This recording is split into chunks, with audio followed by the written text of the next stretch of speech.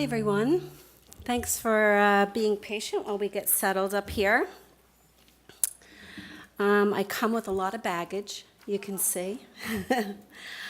I'm very excited to come and talk to you today, and especially excited to be up here with this panel of people within the community. This is a patient-driven project, and it's called Resource Connect. Some of you more seasoned members of the community might recognize it.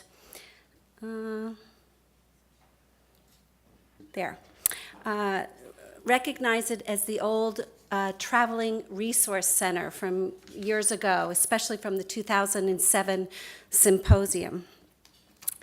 We've put together a wonderful committee made up of myself and Kristi Gonzales, Hope Newport, the Family Services Manager, and Brian Harwell, who is in California.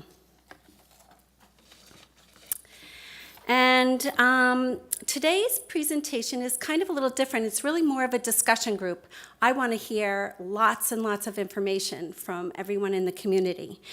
So we're going to first start out and talk about some of the importance of using tools and how that impacts emotional and physical freedom. We're then going to move on to some panel presentations and sharing with community members. We'll be sharing what tools work for you specifically, gain insight on the community and plans to build the Resource Connect. Hope is going to come up and join us for that. And then we're also going to have some demonstrations. As Michelle already mentioned, on the 4th floor, we have all of these tools plus some, and I just have to give you an idea that probably all of these collectively are about 1/100th of the tools that are used within the FOP community. So fun to see how we gather them over time. So I've always been kind of a pet peeve of my pet peeve has been, I've never wanted FOP to take more from my child than it absolutely forced its way to do.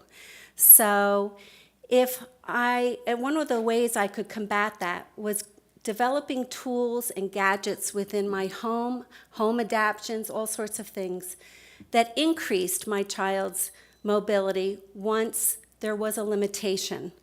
So over time, I've also realized that building this independence, even on very small tasks, builds to happiness and self-reliance and unbelievable self-advocacy, which then leads to empowerment.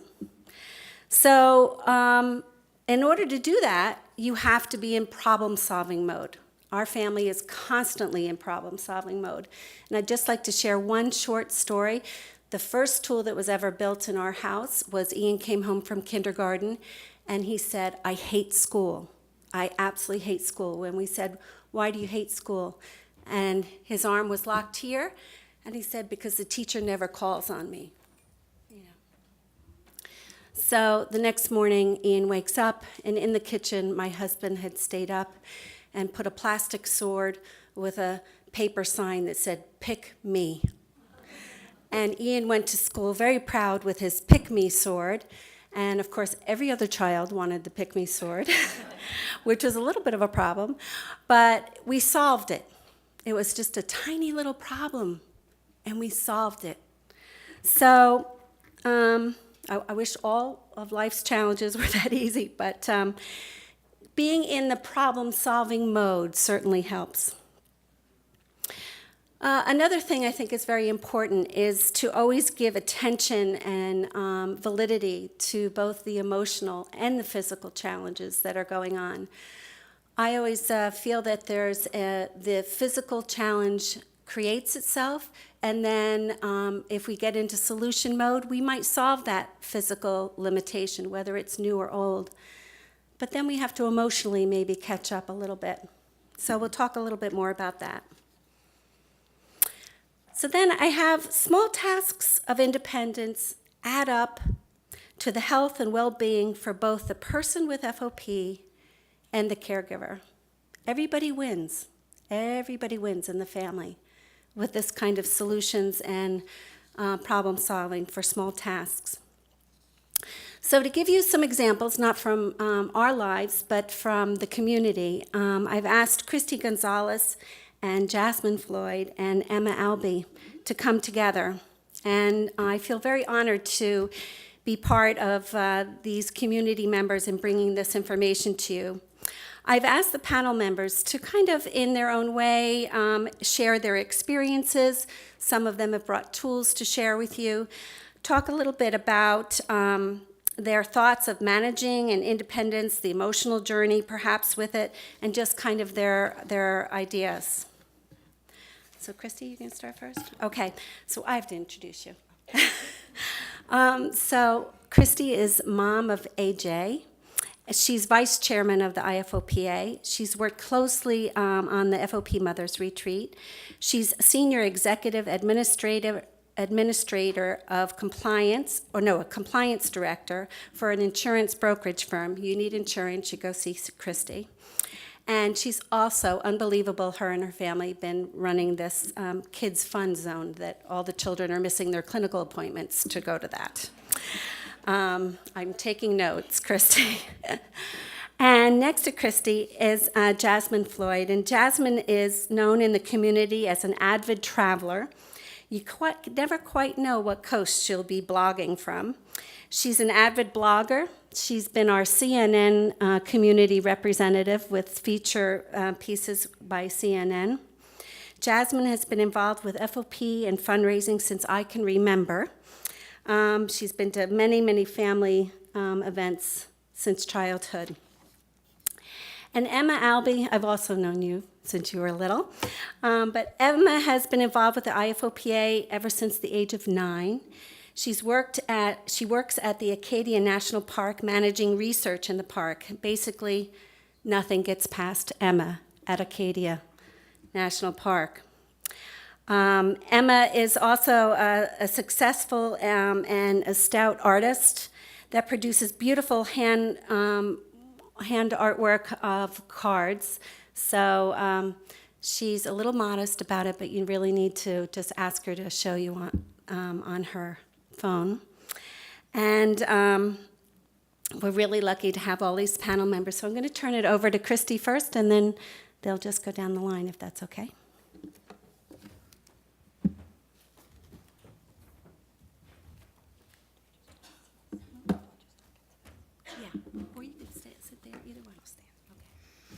Hi, everybody. So I'm here just to talk a little bit about our experience with our son and more of a pediatric-driven use of tools. So I guess probably about 2 years ago, AJ became a little bit more limited, and we were going to hook up this Alexa system to do everything for him. And somebody said to me,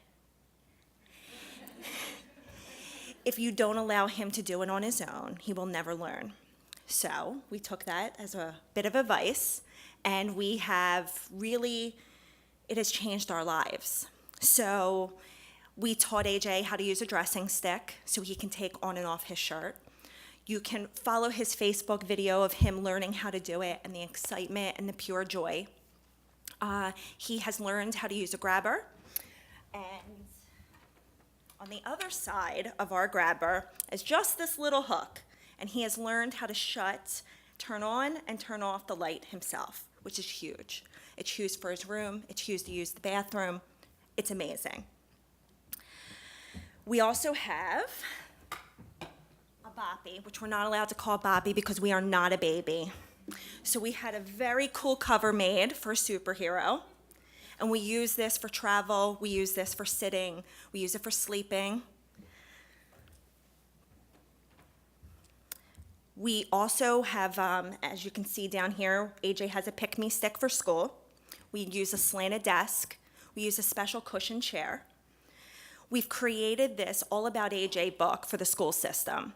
And inside this book is a start of a story about AJ, asking the school system to basically come and join his journey. I've learned that if I continue to attack them like I would like to. But if I make them feel that they're included and that we're all in this together, it has been really, really different experience. We also include in that book the FOP facts and brief, the school guidelines on the IFOPA website, and we give all of our FOP specialist information, including emails, and we invite them to reach out if they have a question that we're not answering for them, or maybe they're not comfortable asking us. So we are in the process of, and somebody had asked me a little bit ago, do we use tools? And I was like, no. And then I thought, well, we do. We use a special Kennedy cup that you can get off Amazon that is spill-proof. We use straws, and as everybody knows, you can't get a plastic straw anymore. So we're using metal and rubber. We do use a plate with a small lift to help him be more independent and keep the food on his plate. We have a medical alert ID bracelet that we get from Road ID. We do use a spirometer. We're going to try the whistle. I'm not sure how that's going to go in our household. If your child is in the fun zone, you will see there's blue mats. Those we got donated from the Goodwill store in Belmar, and they are free for anybody to take who's driven. But we have one of those under AJ's bed in case he would happen to maybe fall coming off the bed. We are working on toileting right now. It is not proven to be easy. But he is desperate to be able to handle himself alone in the bathroom and have privacy. We do have an elevated bed and a sleeping wedge, and we are working on an adaptive jacket. We're having a hard time getting his arms back for the jacket to come up, so we've had somebody slice it in half and put a zipper on the back of it, and so discreetly that nobody even knows. I can say that the independence and gratification that AJ has received doing these things on his own has made a world of difference. It hasn't been easy teaching him, but when he accomplishes the goal, it is phenomenal. I think that we have learned that AJ is so much more than his diagnosis, and allowing him to be as independent as possible will only help us on the road. Thank you.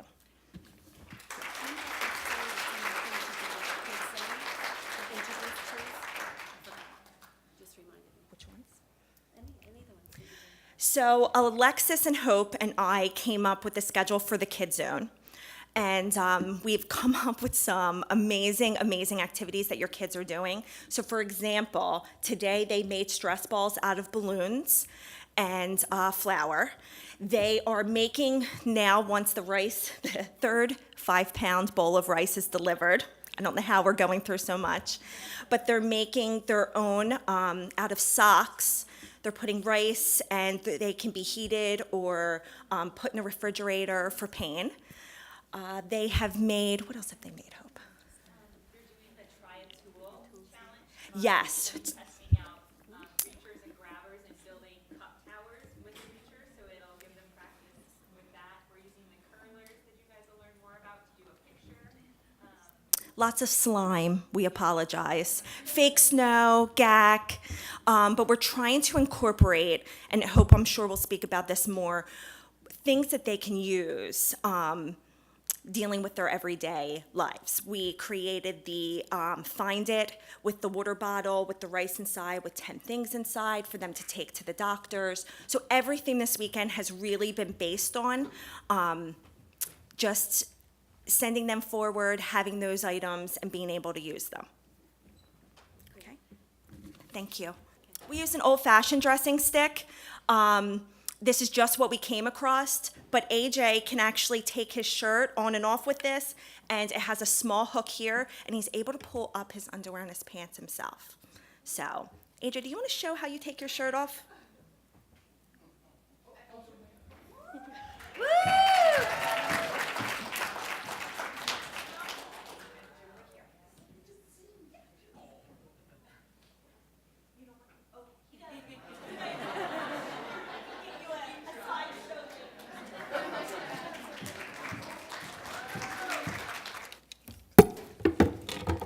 Hi, everyone. My name is Jasmine. I think that the most important thing for me with my independence through the years, especially the last 5 years, has been traveling by myself. So, like, having to find tools that will help me in that aspect and be able to be independent and feel like I can handle things by myself has been, like, extremely helpful for me, and feeling confident and just, like, empowered to be able to actually figure things out for myself and not be held back by any of my limitations. So my first flight was actually when I was 19 in 2012. It was to Florida for 3 weeks to meet someone I met online that we'd never met in person. And so we just, like, planned it, and our moms talked, and we just really, really wanted to go to Disney World. And it was my birthday trip. So, but that, I think since then, like, that really changed everything for me, and just my aspirations to really want to travel and have new experiences and just, like, see the world and just, make memories and have fun. That's really, like, it's been amazing for my growth as an individual, and being able to just, like, be myself and be away from just, like, the comfort of my home, where I'm just, you get used to a certain routine, and it just might not be helping if it's the same every year. So I know with the flare-ups I've had through the years, being, like, isolated at home it's not having your friends near you. Like, I don't have, like, a core group of close friends that live nearby. So I think that being able to have the opportunities to travel has been just incredible for me. And so I brought some tools, and I think the most important is actually the smallest one that I got when my flight got delayed and I had to stay in a hotel. They gave a little, like, overnight thing. So this is just, like, a little mini travel brush, and it has, like, a comb on the end. So this has given me so much independence. Yeah, it's given me so much independence because I can't put my hair behind my ear. And I'm sorry, it's black on black, so you don't see it. oh, All right, Lucy, you gotta be difficult. so it's just like it's a brush, but for me, not being able to reach my arms, like, I can't even reach my left arm, but my right arm just goes this far. So, like, I think as a female, like, when my hair is in my face, or just I'm walking and I just feel so uncomfortable and very insecure about, like, I don't want to ask, you don't want to ask someone to put your hair behind your ear, like, especially if you don't know them. So I think, like, having that little tool, it fits in my wallet, and having it when I travel and when going to concerts or going anywhere really, and just being able to use it to fix my hair, to brush it just behind my ear, that's been really helpful. So I've only had that for, like, maybe a year and a half, so that's definitely something I have kept with me now. And the other thing is this little, like, scratcher, and this actually, like, it says orientaltrading.com, so I don't know where these from. We got them, yeah. So I don't know where we got them, but we got a lot of them. So they're really, like, they're in every room of the house. And so I use them, well, it's, like, obviously like a back scratcher, but also, like, to get my hair out of, like, when it's in my shirt, like, it's, like, gets my hair out, and also to put it behind my ear. And then also, I actually was using it in the hotel room because I can't reach the thermostat. So actually, I think I was using this. This is my travel reacher. So I was using this end of it to just click the button because I can't reach it. And this is also a magnet, so it picks up anything that's magnetic, which is amazing. Bobby pins, like safety pins, whatever. So, and I use this to get dressed as well as to reach things. I can put this end with my shirt, and it, like, helps me get my shirt off. And then I have this brush that I actually won at the FOP symposium, and it's getting kind of old, but so the rest of it broke, so this was attached, it was custom, and it was attached to something else. And my dad actually created this part of a PVC pipe, and he was able to bend it with a heat tool, whatever he used to bend that, and then he filled it with the foam stuff so it doesn't get water inside. And then it's like he measured it to make sure it was the perfect angle, because so I can reach perfectly behind my head. I actually can use this to get my hair out of my shirt as well. And then this final tool, actually my OT from elementary school made this from a baton. And this is the one before I lost more mobility. This was the angle that worked better. So you can see the difference of the angles, but I probably had since I was 6, and it stayed with me since then. I don't use this anymore, but I wanted to bring it. It was extremely helpful for me as a kid, because bringing it places, I went to summer camp, and it just made me feel not abnormal. It's purple, and it doesn't really look like a tool. It's just a brush. So, the other campers were just accepting of that. So that was definitely one of the things that helped me feel just, like anyone else. And all of these tools have really helped me through the years just maintain a sense of independence and knowing that I really can do anything if I figure out just a way to do it. So thank you.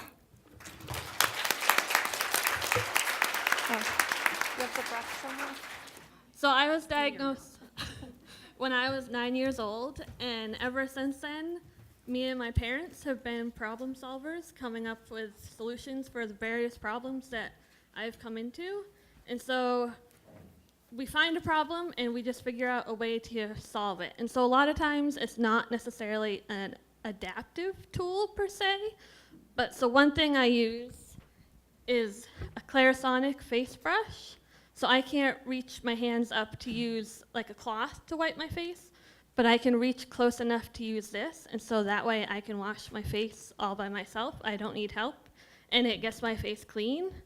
Another thing I use is a snoozle sheet. And so Helen Bedford Gay suggested this on the support group for FOP on Facebook. And so I have a hard time getting in bed in high beds, and so a lot of times in hotels, the beds are really high. And so it's like a silk cylinder. So if you lay it on the bed and you get on it, you can slide around You can slide around to position yourself in bed better, so you're not on the edge like you're gonna fall out of bed. So another thing I use is an Apple Watch, which is on my wrist. And so that has a fall prevention, or so if I was to fall, I haven't used it, and hopefully I never will, but I have it so if you fall, it will alert you that you've fallen, and then it can call the emergency contact that's set up in your cell phone. And so it will do that automatically if you fall and you don't move within a minute. So that's something that's helpful. I have a phone holder on my wheelchair back here. And so I got that on Amazon. It's actually for bikes. So it fits over the handlebar of a bike, but it fits over the behind my armrest of my wheelchair, and I can put my phone in it, and so I can reach my phone because I can't put my phone in my pocket. At home, I use a Nork when I eat sometimes. So are you guys familiar with Norks? So it's kind of like a spork. So it's a knife. It's like a knife and a fork. And so the edges, they're not sharp, but it'll cut food. So I have a hard time getting both hands up to the plate to use a knife and a fork. And so this you can use, and if you use a teeter-totter motion, it'll cut food. And so that's really helpful. At home, I have a Nest thermostat in my room, so I can't reach the thermostat, but that way I can set the thermostat from my cell phone. I also have smart outlets to turn, I have plants, so I have lights for my plants, so I can turn those lights on and off. At work, I have a roller mouse, so I can't have my hands at a keyboard and then a mouse to the side. So a roller mouse sits in front of the keyboard, and it's got like a cylinder that you can roll back and forth, and so you can use that to use for a mouse.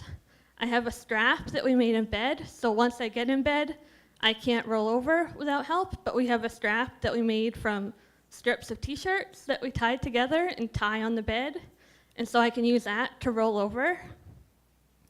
At home, I sit in office chairs, and so I can slide around on those. We have hardwood floors at home, so I can scoot around in the house, and I can get closer to things than I can in my wheelchair. I also have table on wheels, like bed hospital tables, and so those I can get right up to, and then I can also move them around, and they're small, and so that's what I do a lot of my crafts on. In college, I needed book stands for my textbooks, and I couldn't find any, so I worked with my dad, and he built some for me. He found, I think they were like piano hinges and all this stuff so that he could make a heavy, because textbooks are heavy.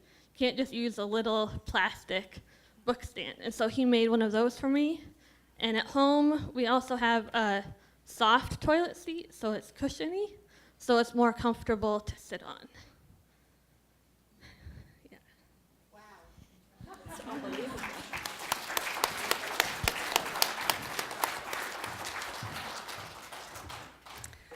Boy, if that doesn't inspire you, right?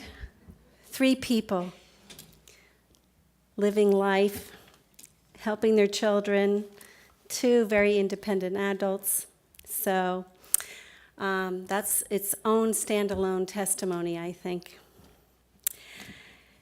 It kind of makes me feel like what I'm about to say is insignificant, to be honest. So I always approach it as there's 3 steps to finding solutions. As soon as we get aggravated in our lives, and I think Jasmine talked about it, and Emma talked about it, and Kristi talked about it, of, the challenge arises, the limitation arises, and you get into solution mode. And you look first to see if a tool is already made. Amazon is great. To look for things. And I want to emphasize that don't look for a reaching tool. Think about your limitation, and then look on the internet what might be used as a reaching tool. You can adapt it, and then if you can't find something and you can't adapt it, build it. Obviously out of a cheerleading wand and a brush, right? Or PVC pipe. There's lots and lots of creative things. And I have to tell you, in 23 years of being involved in this community, I've seen the most inventive, creative, it's such an inspiring community when it comes to these kind of things, of the incredible inspiration to just live a quality life. So I'm all off my slides here, excuse me.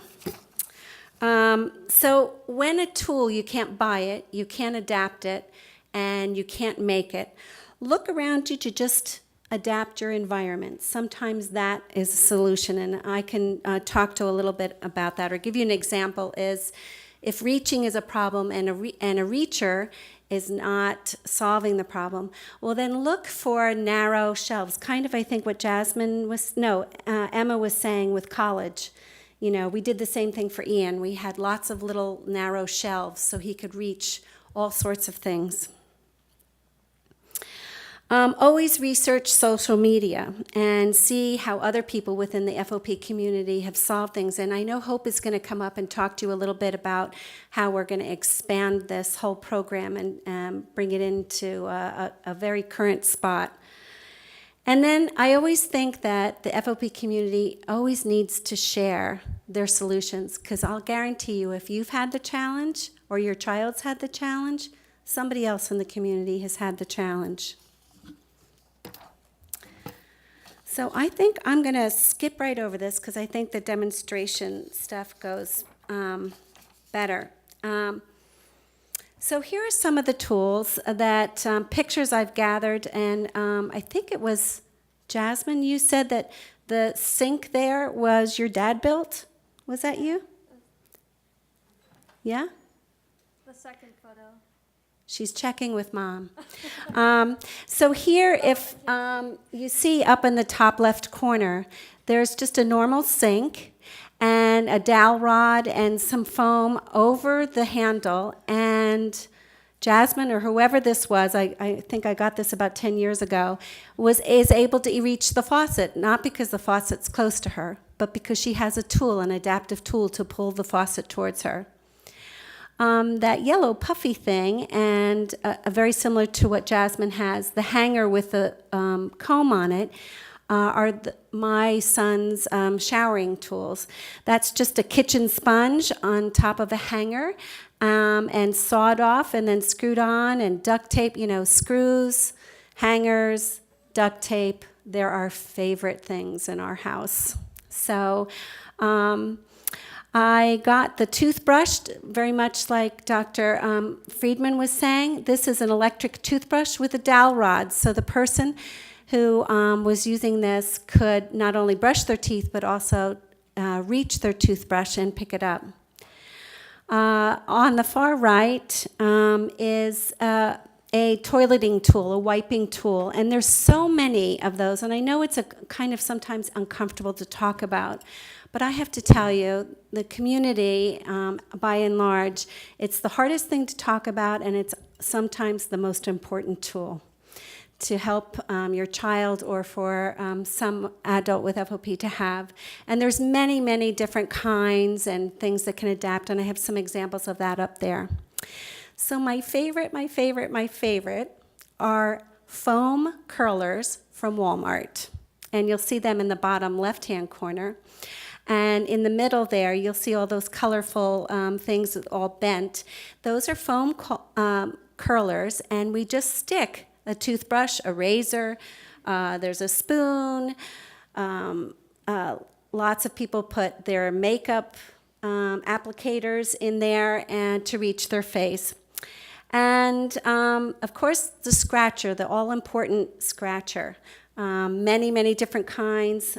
Jasmine shared with you the bamboo one. This is the one that my son prefers. It kind of has claws, so you can tell he's a real good scratcher. And then in the bottom right corner is a memory foam, and I have an example of that here. I'm going to just grab that. Can you grab that for me, Liz? Yep. So, believe it or not, I found this. It was a Bed Bath and Beyond, and also Home Depot. Go figure. I don't know.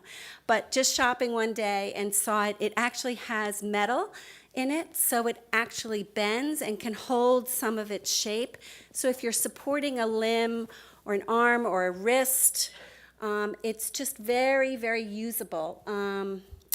We actually have put this in between our son's legs when his legs were getting a little bit close. So just, it's very easy, but wasn't even looking for that. I didn't even have the limit. He didn't have the limitation to solve. It's just, I don't know. I'm a tool junkie. Okay. So the quintessential grab bar. I don't think you can have enough grab bars in your home. This is one that a lot of people say, well, you have backing. You have to have backing behind your tile to then install a grab bar, and then your child's reaching ability changes.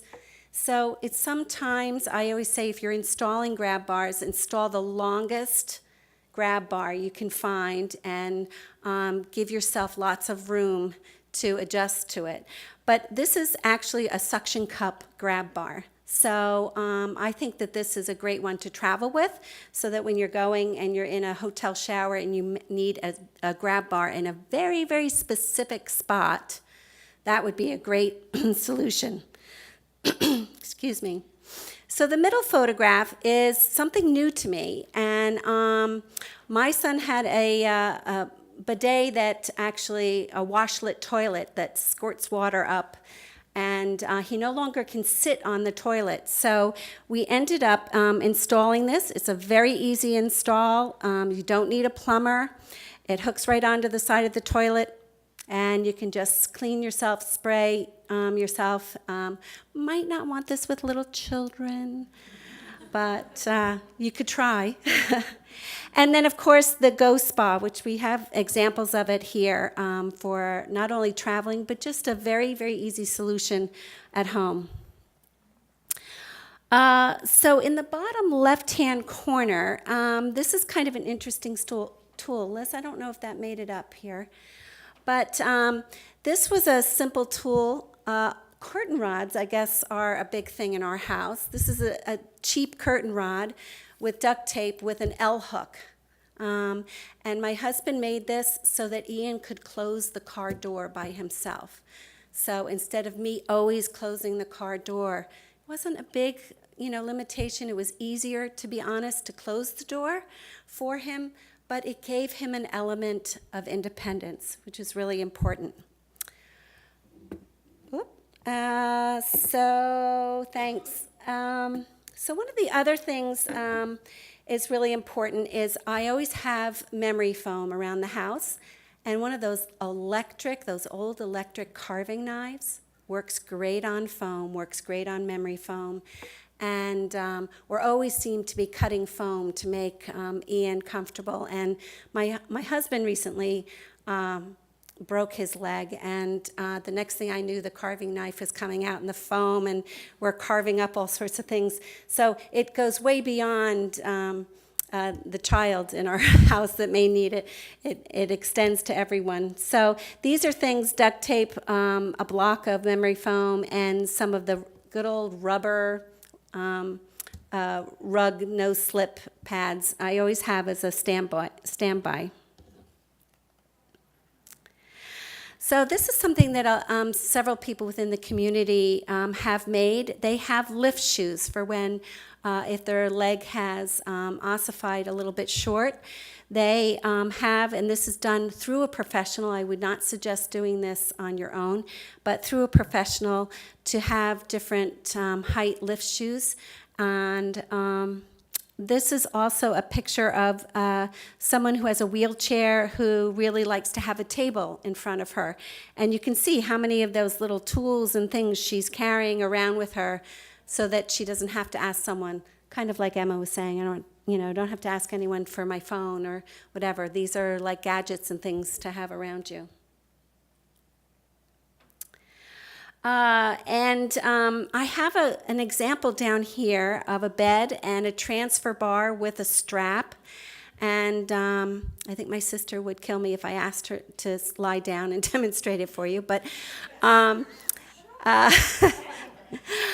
you can see down here that this is a strap, and I think I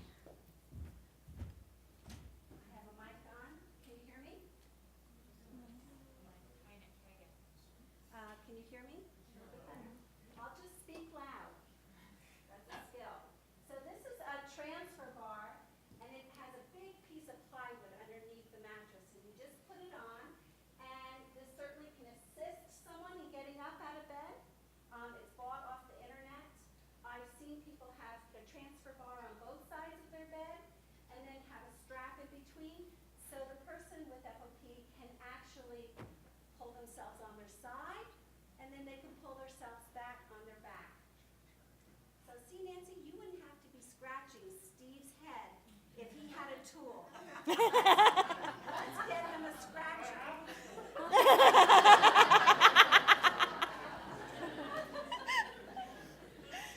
And just since I'm down here, and I encourage you to come look at this, and this is some sports strap that I found, and I liked it because it was a little stiff, and so it allowed some easy pulling on it. Sometimes, parents have to help their children in bed and rotation and so forth, and so, for adults. And this is just an easy solution. Who was saying, Emma, it was you that had the silk sheet behind it? So this is a plastic tablecloth. This is just a plastic tablecloth, and it's underneath the sheet.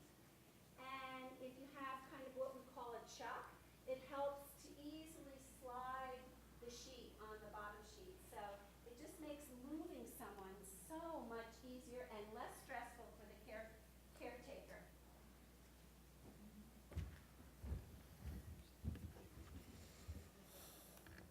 Oh, how do I go back? Does that go back? So the bottom left is that is a very fancy transfer lift. And that's something that you can get them kind of a standalone, as well as you can have them installed in the ceiling and transfer someone who is not mobile around their house. So that's a very, very fancy piece of equipment. But what's most important is the person that is in the transfer lift is the one that controls the movement. Exactly the speed they want and how they want to move. So some of my favorite is, and Liz, would you be able to get me these samples? So of course I know plastic straws are out of fashion, but some of the people in our community still really, really need straws. And what I really liked about this really long one that has the scissors next to it is it's about this long, and it can be cut to any length that you want. So the hemostats, if you can find them.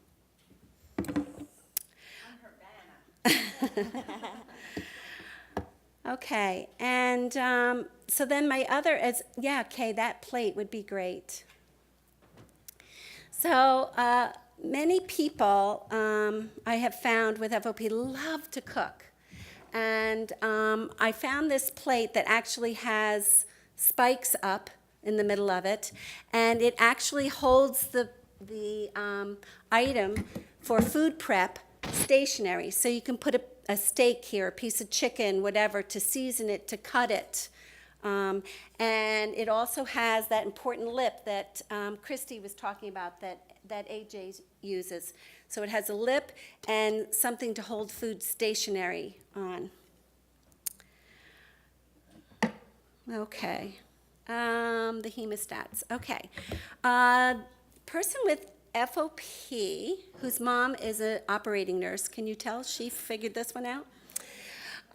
So these are surgical hemostats, and I found that you can actually purchase these online in just about every shape and size. And if you come up to the Resource Connect room on the 4th floor, we have a whole bunch of them. But this is easy for flossing. It locks into place, and you can eat with it. So it's just a very long device. Some people put makeup on with it. So they're just wonderful. They come in all sorts of sizes. They're hemostats. Yeah? Oh, Kristi's saying you can use it for toilet paper. Really? Okay, good. I love it. So I think especially for children, this is an all-important cup, I think. When children lose neck movement, they lose the ability to drink out of a cup a little bit because the rim of the cup hits them in the nose. So this way, if you start to drink from here and it is cut out, which of course you do not even have to buy a cup that is cut out. You can just buy a plastic cup and cut it out yourself. That when you drink, I'm going to just demonstrate, your nose, without glasses, can go right in and allow the cup to totally empty out. Okay? All right, just a few other tools. This is a wonderful teaspoon. This is a favorite tool in our house, and we've bent it at different angles as different times in life have required that. But that was a straight spoon. We didn't buy it this way, and then we just bend it. So that customization is really important. This is a nice, hefty foam extension handle, and you can just put about anything in it just to make it, oh, that looks a little floppy. Sorry, you have to push it in a little bit longer. But so, you can really use these kind of extension handles. Then this is another really important extension handle, and I think is the buttonhole. So this is something that is actually, I bought online. It's a buttonhole, a button tool, and I think it's a really lousy button tool. for buttoning your shirt. But if you cut the wire off, maybe we didn't bring it down, but it's up on the 4th floor. If you, oh, here it is. The wire is right here. So if you either cut the wire off or leave the wire here, and then you can put a utensil on there. This is, you can bend it into any kind of shape that you might need. So let me think if there's anything else. So the slacks that you see there have zippers on the legs, and that is for when a person's ankles have limited movement, and it's difficult to get narrow-legged pants on, so you just install zippers. This is a very fashionable guy in Australia that sent me these. Water picks, the foot scrub, so somebody can scrub their own foot. I think we have an example of that upstairs. And I think I'm just going to jump over to the table, if I can jump on this mic.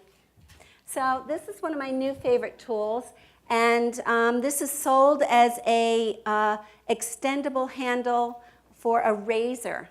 But the fact is you can fit anything in that hole right there, and it actually comes with another adapted top, which allows you to put something bigger or thicker in that hole. And so I'm just using the example of a reacher and putting that in there. And just like Jasmine's dad adjusted the bend over time, you know, you might be able to use the scratcher this way, and then at some point this might be more comfortable, or that might be more comfortable. So this was for shaving your legs, and it can be adapted to use anything. Love, love, love this. This, for any of you who has door handles that are round door handles require a twisting of the wrist, which sometimes is hard. So this small little rubber thing fits over a standard round door handle and creates a lever door handle, which is much, much easier for someone with limited arm movement. You know where you bought it? Amazon. Amazon. Okay. So it's a hard thing to walk around my house on stairs in bare feet, because we found that we have a lot of painted stairs and they become slippery when they're wet. So I found this, again, a Home Depot or any kind of hardware store. This is an adhesive. It's just on the back, peel away strip that is very, very rough and stops you from skidding or sliding on stairs. Can be installed, we've put it in the car, on the van, so the step into the van was not slippery when it was wet. Any time you need it, we've actually cut it and replaced the worn out on Ian's wheelchair, on the pedals. So a great supply to have around the house. Again, this was a device that I got because when Ian went off to college and lived in a dormitory, there was very little space for his things. And so in general, if you can think of it, a person with limited arm movement might have this kind of reaching capacity, reach here, right? So if you put what we call a lazy Susan, we fill it up with all sorts of things. This is still the area that they can reach, but now they have a lot of work surface to catch up on. So this was on our desk. This is in our bathroom. This is in our kitchen. There's like these kind of lazy Susans everywhere, and Ian rarely has to ask for help for anything. How are we doing, Hope, on time? Okay, I can kind of talk for 7 years about tools, so when I need to do a hard stop, you tell me, maybe 3 more minutes. I'll talk quick. Okay, so this is some sort of shelving caddy from Bed Bath & Beyond, and so when you are locked in the standing position and you no longer can sit at a table, if that should be the situation, it's nice to bring the table up to you, and that way you can go to restaurants, you can go to everybody else's house, and still have this kind of work surface. It brings, you'll see some people with FOP have boxes, and they've covered them and so forth, but this just brings it right up, and great for school and crafting. Emma, do you use anything like that?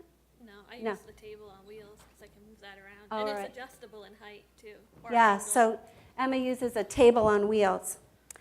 So, okay, another favorite. It's really important when someone with FOP is struggling with perhaps a neck flare-up, regardless of the age, or any sort of stress in the neck. And it's often from trying to look down. So if there's a restriction and you're trying to look down to a surface, you bring the surface up higher. And often it's this angle that helps bring the work surface up. It reduces neck strain. It also brings the work surface closer to you. So if you have limited arm movement, it brings the work surface closer to you. And this is a sticky pad that is from Japan, also an Amazon purchase. And you can cut this sticky pad. You can put it on your wall. It does not take paint off, I promise. It doesn't take wallpaper off, and it doesn't take tile off. But you can, so you can put your cell phone. You can stick just about anything on here, and it'll stay. Yep, yeah, we have it on the wall, and so you can put your cell phone on it. So any kind of easy reaching, you can use this for tools. You know, we have tools throughout our entire home, and I have to tell you, it was hard at first. Ian didn't really want tools.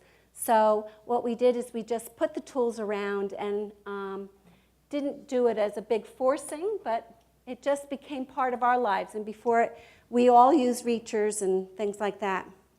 So I'm going to stop there, but I encourage you to come up to the fourth floor, and Hope's going to talk to you next about bringing all these ideas together, and we can really build a resource if we work together for the entire community, internationally and beyond. Are there questions? Should I? Rico, of course.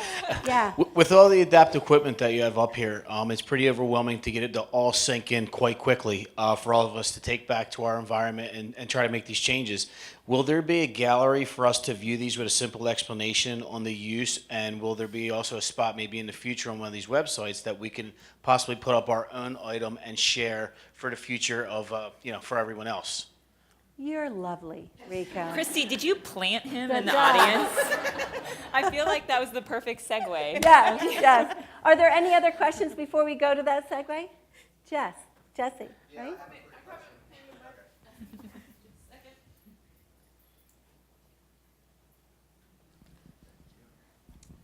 So I may have missed this, but I was just wondering, has anyone come up with a solution to take clothing off of a clothes hanger?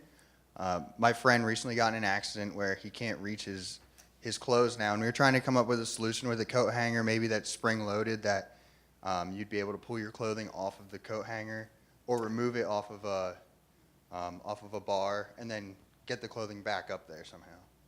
So I didn't know if there's like a spring-loaded idea or anything. I'd like you to invent that, Jesse. I already have like and I'd like you to an idea, present but- that next year. What's that? Yeah, I have a prototype. But I will tell you that I don't know if you've ever gone to just a simple, the Bed Bath & Beyond store or whatever that has the slide-out shelves for like underneath the sink for all your sink items. I know many, many people have those in their homes, and they have them for their clothing. If you pull a shelf, you have a shelf here. Oh, well, this is kind of an example. So if this was a shelf, and you can pull this out here, you could just reach here, right? Well, if you pull it out, you can reach all of this work surface. So I know many people with FOP have these closets with all these pull-out shelves, so there's access to everything, but I don't think we really focused on the hangers. But Jasmine has a solution. I use my reacher, this reacher, to like. There you go. I use this reacher to be able to grab the like the top part of the hanger, and I'm able to like grab, like push it up. So like I grab it and I push it up, and then I'm able to so I'm like grabbing it, Get it down. and then take it off the rod in my closet. So sometimes I need that when I'm traveling. It's easy to be able to just like, grab the hanger with the reacher, and then put the clothes on it, and then put it back. So that's what I try. Yeah.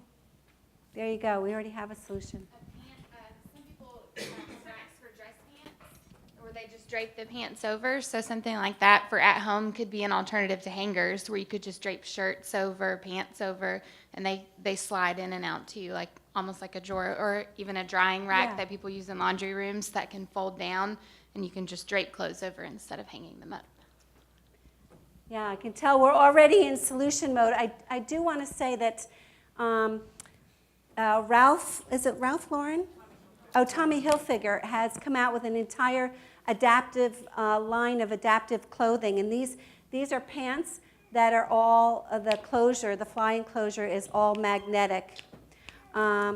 This is a shirt of Ian's, and all of his jackets, his suit jackets, his winter jackets, and so forth, come apart. His arms are limited here, and we just install a zipper, and actually the front of it should be unbuttoned as well, but we can loop one arm in, and then loop another arm in, pull it up the back, and then zipper it. You cannot, I know AJ already uses this, you can't see the zipper at all. So there's a lot of solutions for adaptive clothing. Good. Okay, if we could go back to the slides, that would be great. I'm a little lost right now. It's been a great conversation, but I feel so lucky to follow up this powerhouse pack of women. Amanda, myself, Kristi, and a young man named Brian Gonzales are the FOP. Brian Harwell. Oh, Brian Harwell, I'm sorry. Kristi Gonzales, Brian Harwell are the Resource Connect Working Committee. So you see these beautiful pop-up banners on the sides of the stage. Those are just one project that we've completed to help bring these resources to the community. But the next thing that we want to work on, or that we want to send out, is sort of a guidebook that would, as Rico mentioned, it would be nice, I think, for a lot of people to see in paper and not just hear about all these wonderful ideas, to be able to look through a book that kind of explains how can you use this tool in a variety of different ways, and where could you purchase it, and a description that gives you a little more information and digs a little deeper. So that is something we are working on, and we're really excited to create, but we feel like should be a community effort. Because as Amanda has shared, there's so much knowledge in all of you, and the more of that we can bring together and put in a resource that can be shared and accessed by everyone, the more everyone can benefit from that. So we wanted to take this opportunity when we were all together to get some feedback from you guys about this project. But one of the things that we do want to ask is, what tools do you find most helpful in your everyday life, and what adaptations have been important for your quality of life? So I'm sure that there is a very long list of ideas out there, and we want to open this up to really a discussion where you guys can feel free to share that information. I think everyone will learn about that now, but in interest of time, and that we only have about 5 minutes left, I would also suggest that if this is something you're passionate about and something that you want to volunteer a little of your time towards, put it in an email and send it to us, because that is something that we can continue to access. So you can email me, and my contact information is on lots of different things that you have in your folder, but is also on the IFOPA website. So for this question, I think if you have a list of tools, which I'm sure many of you do, we would love for you to send that to us. We have some specific questions about what you would like this guidebook to look like. So an organization called Cure Duchenne created a durable medical equipment guidebook. And they used this outline that you see on the screen, which is where they broke it up essentially by different areas of use. So mobility devices, home equipment, and they had bathing. Sorry, this is really little print. It is little. Different areas of the house. So we are wondering if we were to create this Resource Connect guidebook, would you be interested in searching it by the area of the body that is restricted? So say, for instance, you had limited mobility in your arms or your shoulders. Would you want to be able to search by that area of the body, or would you be interested in learning of categories of tools by the activity or the area of home that they're in? So this is one of the questions that we're kind of posing to you, and I don't know if anyone has ideas about these things right now. I realize it may be something that you all would like to think about and consider, but we wanted to take that opportunity to pose. So if anyone has any suggestions, we're happy to hear them now. I think we have some over here. Sorry, Marie. I just think area of body would be pretty good, because something that you use in the shower may work in the kitchen also. I saw this broken down by like bathing and that. So one tool may be universal in different development spots, but maybe a breakdown by development of body might be a little bit simpler to say it, instead of going to bathing and then you go over to like kitchen, or you know what I'm saying? Yeah, we've had those exact same thoughts, so I'm happy to hear that echoed. Steve had a question. Kind of going in the Wayback Machine again, one of the things we'd done a few years ago was had started to build this as a database. So rather than trying to put anything in one particular category, the ability to catalog things and have them sortable by a variety of different mechanisms has a great deal of utility, as well as sticking them electronically and having them available through an interactive database on a website is a whole lot better than a printed guidebook that can become out of date really quickly. So that is another excellent segue into the next question, which was, what is the best delivery method for this? So we acknowledge that some people are very they like to have something in hard copy they can highlight, they can take notes on. Other people want something that they can just search, and that is really easy and fast because time is limited. So that's another question that we actually had, and thank you, Steve. We also have members of the community that are not online. So the international community that don't have access to computers and so forth. So I think we're looking for multidisciplinary type avenues for publication. And one of the things we could do to split the difference is that, and I'll even volunteer to bring some resources to the table on that one, is if we build it electronically as a database, we can then run prints as PDFs that we can easily put to paper in any format, kind of automatic, and have an up-to-date custom print guidebook that's really printed literally on demand. Yeah. Like Yeah. Chris is doing with the other book, with that is Bedford Gray. For the school book. Yeah, the school book. Yeah. Because they're doing it on Digital format. format, and then you can print it. So Yeah. you get both Great. Yeah. in great one, feedback. just doing one. Yeah.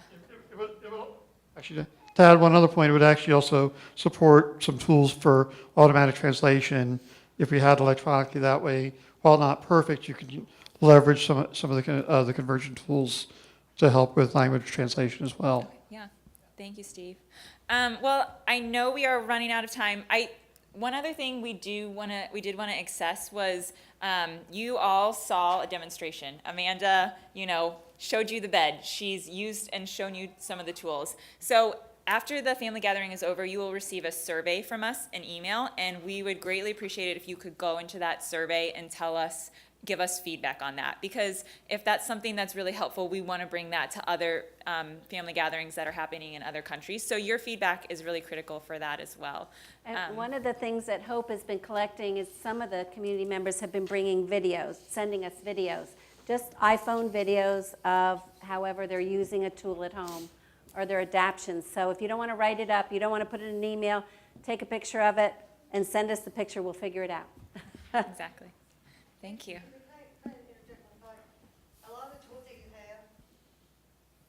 Either private insurance companies, or if you're on Medicare, Medicaid will pay for it. So opposed to being out of pocket first. Insurance companies in this day and age will pay for adaptive equipment. Something that you guys didn't, I know it's tools, but I think it's important to hire attendants. I think that's really important for no matter what you are, to learn how to hire attendants at a young age. Because our parents are going to be around forever. As far as we can't depend on our parents the rest of our lives, no matter how old we are.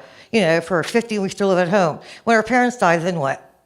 We need to learn how to advocate and hire attendants on our own, not have our caregivers or our family members hire. We need to learn how to advocate for ourselves to hire caregivers, part-time, full-time, wherever it may be, because you don't want to get to the point where you need a full-time caregiver, and then you have to hire someone, and you have to realize you're dependent on someone to do everything for you.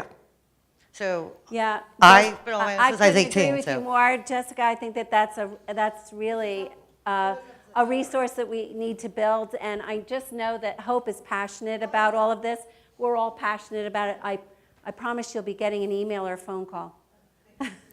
Yeah, thank you for bringing that up. Well, thank you all for being open to this conversation. And like I said, if this is something that you're passionate about, definitely connect with us, because we would love for this to be a community effort. So. Yeah. Thank you to panel members. Thank you.